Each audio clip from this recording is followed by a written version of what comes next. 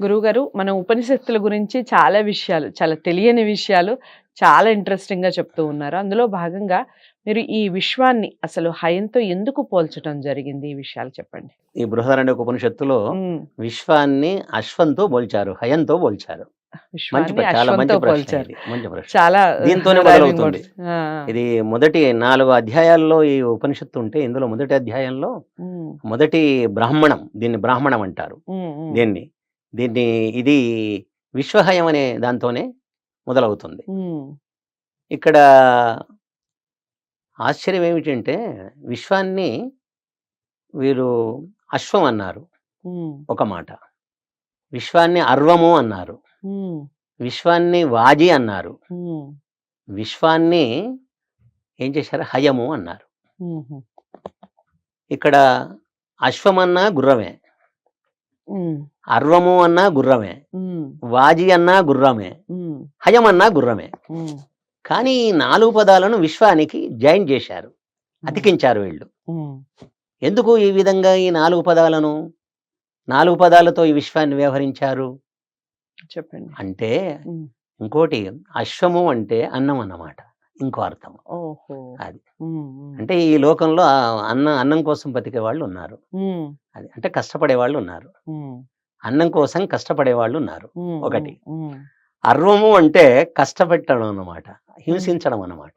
అలాంటి అంటే వారు ఈ ఉన్నారు. లోకంలో క్రూరులున్నారు.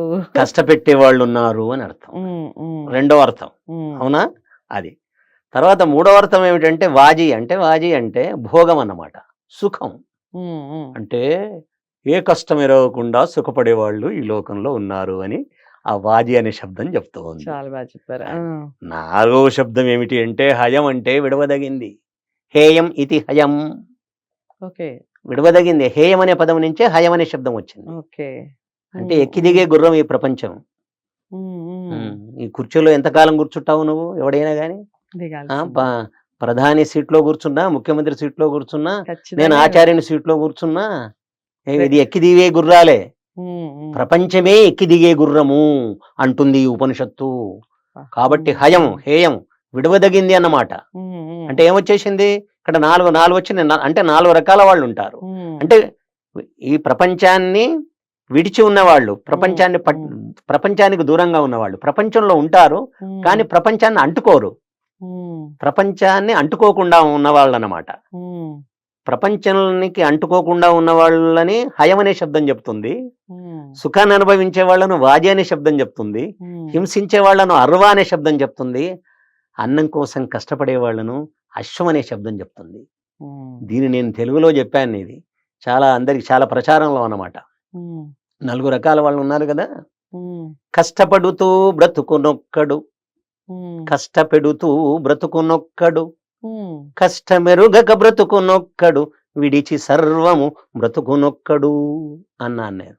అబ్బా! చాలా బా చెప్పారు. మరొకసారి.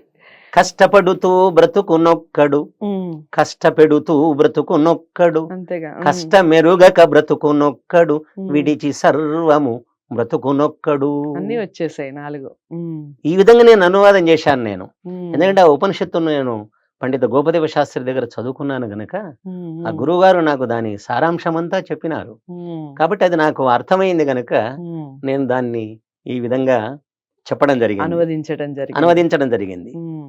కాబట్టి ఈ సృష్టి ఈ ఈ ఈ సృష్టి అనే చక్రానికి నాభినేమి భగవంతుడే హ్మ్. నిజానికి. హ్మ్. అంటే నాభి అంటే బిందువు అన్నమాట. రైట్. బిందువు హ్మ్. వృత్తం, హ్మ్. హ్మ్. అంచు. హ్మ్. అంటే అంతటా చక్రానికి అంచుంటుంది. మనం చూడండి, అంచుంటుంది. మధ్యన హ్మ్, ఏది నాభిలాగా ఉంటుంది. అవును. దాని మధ్య రంగాన్ని బిందువుగా ఉంటుంది. కేంద్ర బిందువు. కేంద్ర బిందువు అంటాం. హ్మ్. కరెక్ట్. హ్మ్. మొత్తం కేంద్ర బిందువు నుంచి అంచు దాకా సమాన దూరం ఉంటుంది ఎటు చూసినా గూడా. అవును. అంటే భగవంతుడు సమానంగా అంతటా వ్యాపించి ఉంటాడనే విషయాన్ని మనకు హ్మ్. చెప్తున్నది. హ్మ్. సృష్టి అని ఎడి చక్రమునకును హ్మ్. నాభినేములు బ్రహ్మమేయగు, హ్మ్. అన్ని ప్రాణులు అన్ని భూతములందులో గల ఆకులేయగు అంటుంది. హుహు. అంటే రాలిపోతుంటాయి ఇవి. హ్మ్. ప్రాణులు శరీరాలు ధరిస్తూ ఉంటారు. తర్వాత హ్మ్. శరీరాలను విడిచిపెడుతూ ఉంటారు. హ్మ్. తర్వాత అట్లే చెట్లు పెరుగుతూ ఉంటాయి. మళ్ళీ అవి కూలిపోతూ రాలిపోతూ ఉంటాయి. ఉంటాయి.